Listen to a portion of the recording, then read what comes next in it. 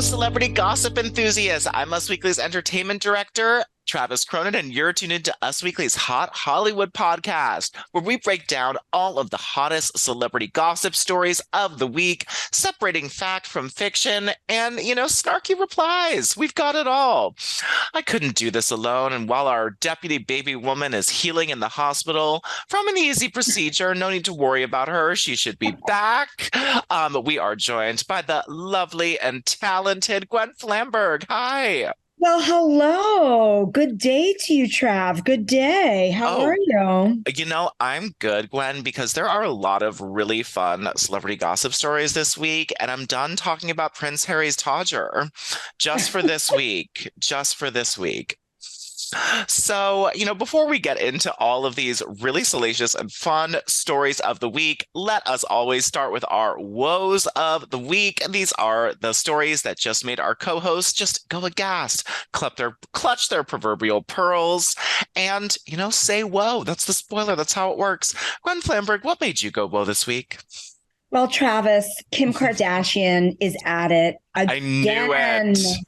It was not enough for her to borrow the gown of Marilyn Monroe to wear to the Met Gala. She has now become the owner of another iconic fashion item. This time it is Princess Diana's Atala cross, the cross that is sapphires and diamonds. And it actually never belonged to Princess Diana, but she borrowed it from its owner, Naeem Atala. It's called the Atala cross several times, most notably, Trav, when she wore the revenge dress. Remember the black off-the-shoulder Catherine and Walker gown? It became known as Diana's revenge dress because she just looked amazing and beyond hot. Gorgeous, stylish, chic, hot, fashionable, as opposed to at the time when Camilla was very, very dumpy and dowdy, and everyone was kind of like, what is Prince Charles thinking?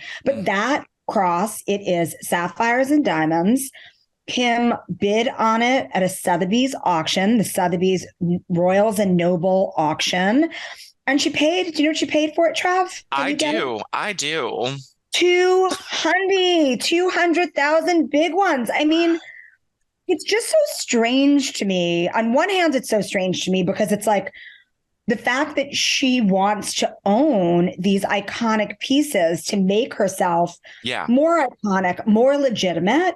Yeah. But then on the other hand, it's kind of like, well, who's having the last laugh? She's actually owning these iconic artifacts now. They are hers. And what the Kardashians have always been really good at doing is just transforming the narrative to be their own. And now, she's got Marilyn Monroe's dress. She's got Princess Diana's cross.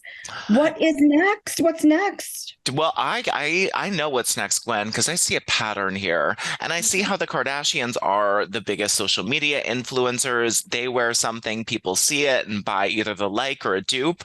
But Kim Kardashian, where is she supposed to look? She's supposed to look to the legends of yesteryear, and they are her influencers. And she is buying up everything that comes across her For You page. So, I see Elizabeth Taylor diamonds in the future, who is her icon. I see her buying things from Cher. Just every iconic presence who she likes seem to be who she's influenced by.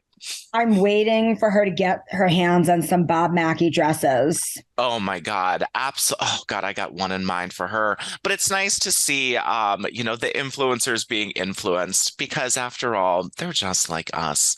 They're just like us. And guys, if you don't know about this story, you don't know the necklace and you want to see that gorgeous cross, you know what to do. Go to usmagazine.com/stylish and you can read all about it. Yeah, and if you haven't seen it, the necklace is not what you think it looks like. It is much more Catholic priest vibes than I thought it was going to be before I looked at it. Well, my woe of the week goes to Miss Miley Cyrus. She released her biggest single in the history of her career this week called Flowers, and it is a breakup anthem, and it is so clearly directed at Liam Hemsworth. And to call these Easter eggs is sort of a stretch because they've already found them. The Easter eggs, it's like that one your parent puts for like the 3-year-old in the house that's right on top of the table. That's what these Easter eggs are. So not only does she cover Bruno Mars's song "If I Was Your Man," she follows the lines, I can buy myself flowers, he said I should have bought you flowers, and reportedly Liam Hemsworth dedicated that song to Miley Cyrus when they broke up. So not only did she take the chorus of that and throw it in Liam's face, but she also released it in the States the day after his birthday, but it was actually in Australia where he was his actual birthday. And the shade of it is, she also wears a gold dress that people think might be Jennifer Lawrence's from the a Hunger Games premiere, but she definitely wears a black blazer that looks exactly like the one that he wore to Avengers Endgame, where they notoriously had a spat on the red carpet. She tried to push him away and take solo shots with her Miley tongue, and he said, "Would you please behave for once?" You can see him mouthing. And so just all of that shade and revenge just really made me go, whoa, and was just fantastic. Who doesn't love a great breakup song? Who doesn't love like that shade being thrown at somebody's ex, especially when the breakup was so public? The breakup was so public, and that, the 5 seconds on the red carpet really sort of got me anti Liam Hemsworth, because it's when you behave for once, like, bro, it's not even your movie, and she's Miley Cyrus. I thought she told you she can't be tamed, but apparently you had to be told a second time.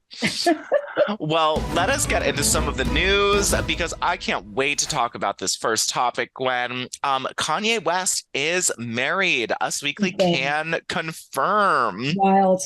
So wild. After Kanye West went missing following a string of wildly inappropriate and unneeded anti-Semitic outbursts, it was reported and confirmed by us last week that Kanye West, who is 45, married Bianca Censori. We'll figure out next week. With Kanye West girlfriends, I don't learn how to pronounce their names for a week, but this is now his wife. She is 27, and they married in an intimate ceremony in Beverly Hills. There's still no marriage papers filed, so they had a marriage ceremony but haven't done the paperwork. I mean, he's weird, so who can explain it?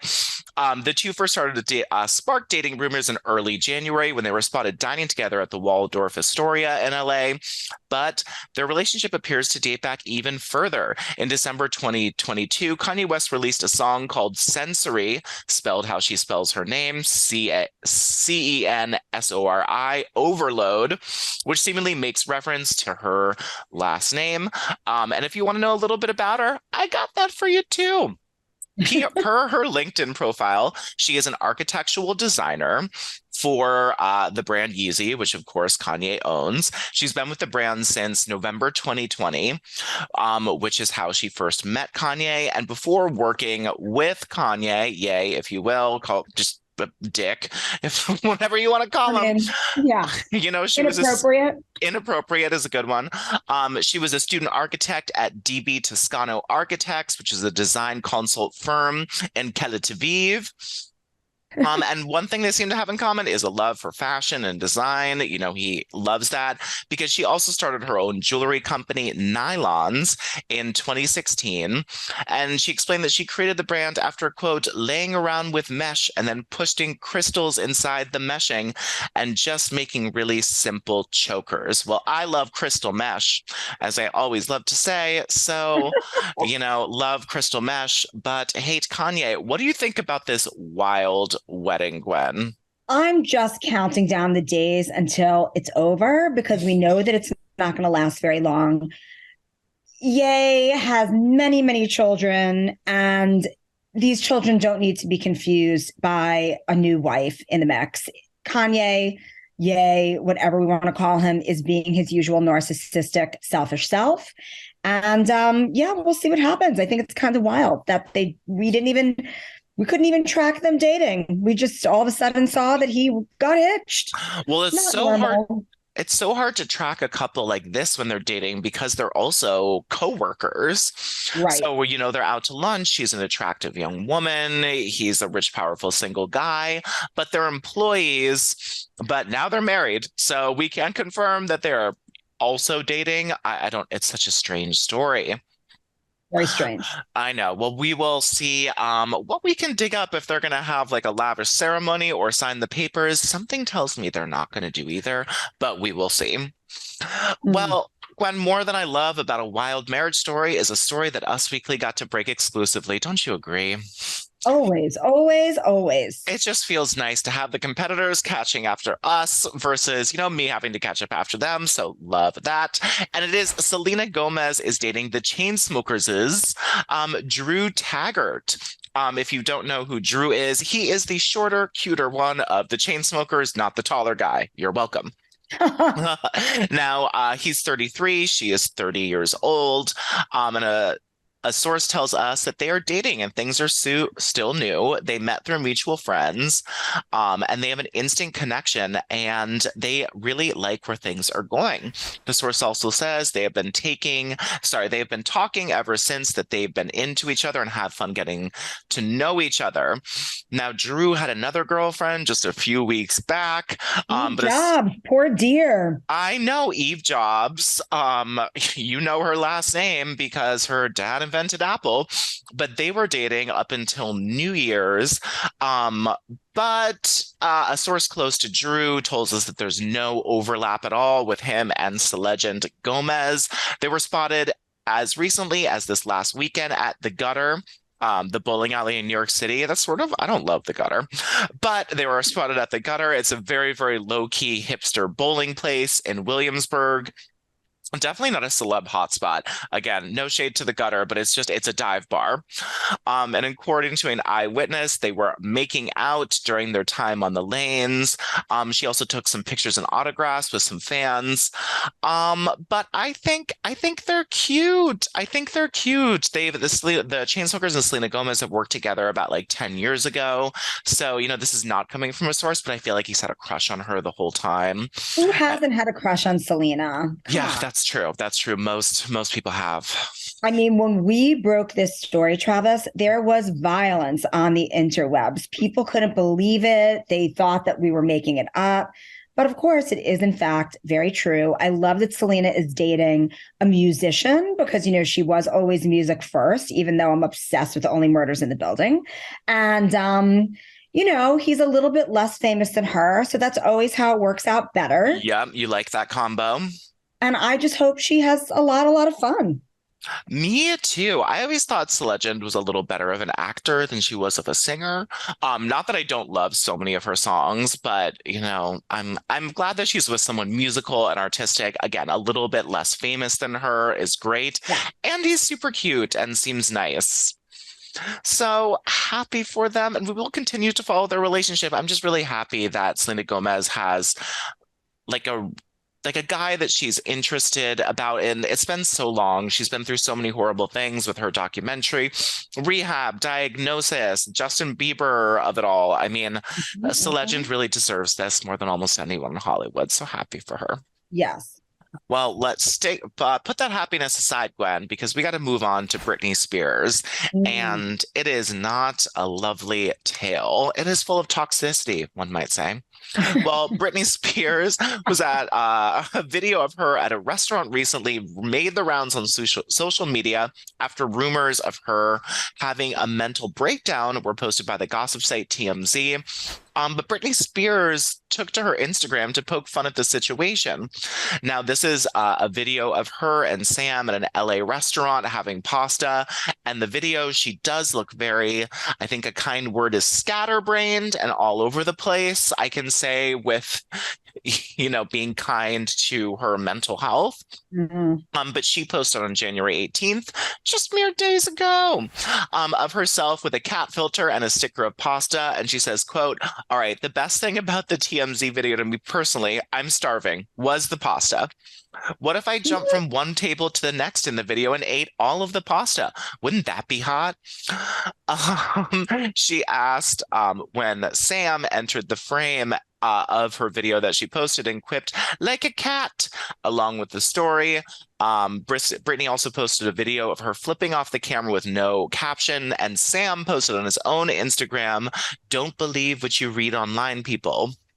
That's a little weird because we didn't read it, we saw it.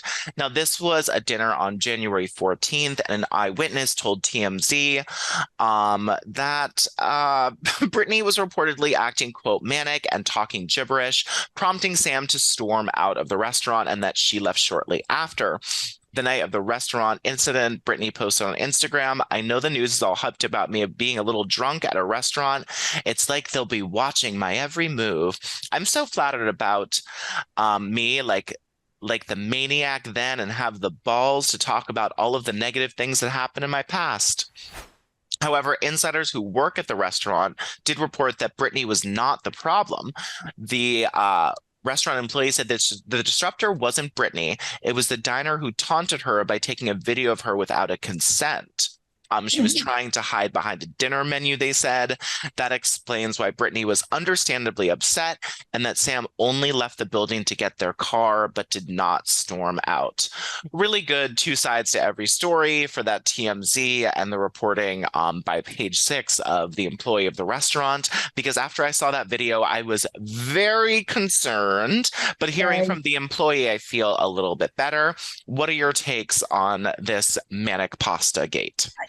As I say over and over again, I am truly worried about Britney because she's just acting so erratically. She also was just in Maui and got a tattoo. She posted an Instagram reel of her getting the ink, but then she posted that she got the tattoo and that it was so terrible and she can't show a picture of it because it sucks. It really sucks. Yes. So God knows what she got. She's obviously going to get it fixed, but homegirl is just acting very erratically, and it's worrisome. It is. And that tattoo was on her forearm. It's a very, very public place to get that. And then that she had, like, the tattoo artist was doing it while she was standing up and had her arm out. As a person with a forearm tattoo, that they make you put it down on a flat, cushy surface. Put it on a steady surface. I was very confused about that tattoo fixing where that tattoo artist was just letting her hold her arm out straight. I mean, I don't like that at all. It's not good. None of it is good. It's not good at all. Not good at all. Well, let's move on to Alec Baldwin, who is having a more rough day than Britney Spears. So Alec Baldwin was charged today with 2 counts of involuntary manslaughter in the death of Chyna Hutchins. Now, Hannah Greers-Reed, who you remember from us reporting on this when it happened, was the armorer on the film Rust. And she was also charged with 2 counts of involuntary manslaughter. Now, the armorer is the person who checks the guns for safety, makes sure they're not loaded, puts them on the prop, and then Alec, of course, was the actor who fired the gun that was not properly checked to see if it wasn't loaded. He's saying that he didn't fire the gun. Meanwhile, there's forensic evidence that shows that he fired the gun, because experts say there's no way that bullet would have been released unless he had pulled the trigger. Right. So I don't understand why he is adding shade to this story. It was a terrible, horrific accident, but someone's dead. Yeah, and how can you say that you didn't fire the gun? It's like there's cameras there. It's a movie set. There's tons of witnesses, and from the shots that we shot, it seemed very clear that Alec fired the gun, and it was, his character that was doing it. I just don't really understand. But Helena Hutchins, the woman who's passed, her family released a statement right after the DA office shared the charges that were being filed. They said, we want to thank Santa Fe Sheriff and District Attorney for concluding their thorough investigation and determining that charges for involuntary manslaughter are warranted for the killing of Helena and conscious disregard for human life. The DA's office said our independent investigation also supports that charges are warranted. It is a comfort to the family that in New Mexico, no one is above the law. We support our charges. We fully cooperate with this prosecution and fervently hope the justice system works to protect the public and hold accountable those who broke the law. Now, the New Mexico First Judicial District Attorney, what a mouthful, Mary Carmack Altwies, announced the charges Thursday morning, more than a year and a half after this tragic death. And Assistant Director Dave Hall signed a plea agreement for the charge of negligent use of a deadly weapon. The terms of his agreement: suspended sentence and 6 months of probation, the district attorney announced.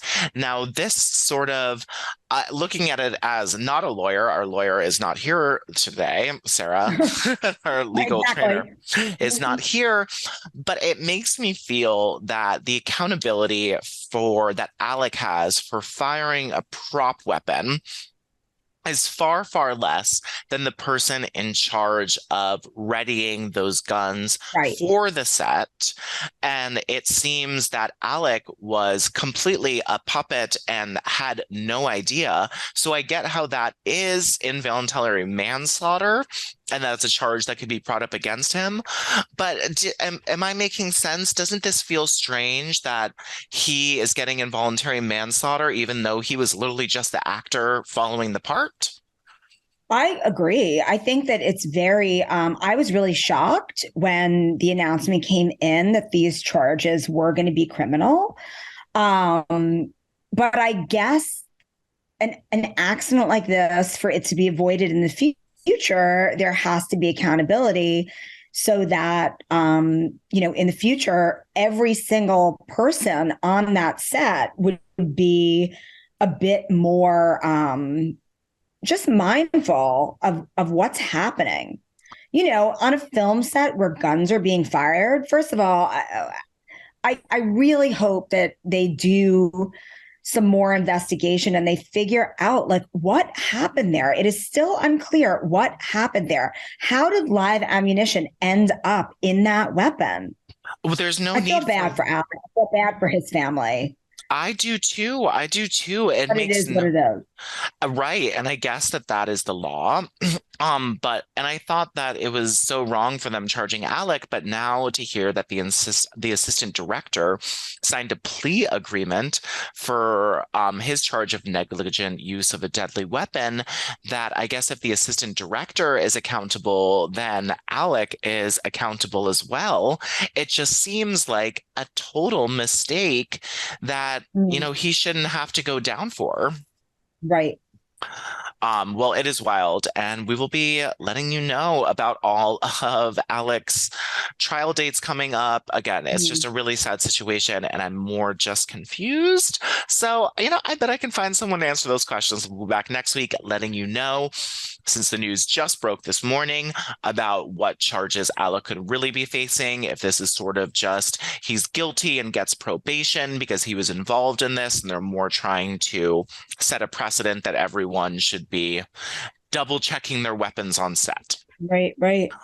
Well, in our last story, we're going to go to Jennifer Lopez and Ben Affleck. I feel like we haven't talked to them in a while. Did you see this week how she said that she had a little PTSD before their wedding because of what happened last time? Understandable. JLo, she's just like us. She's just like us. She gets scared just like us. She said, quote, because her new Shotgun Wedding movie is coming out. She's doing a lot of press for that. Of course, whenever I see her and Josh Duhamel, I remember that Armie Hammer was supposed to be the star of that movie, and just get cringy vibes all over again.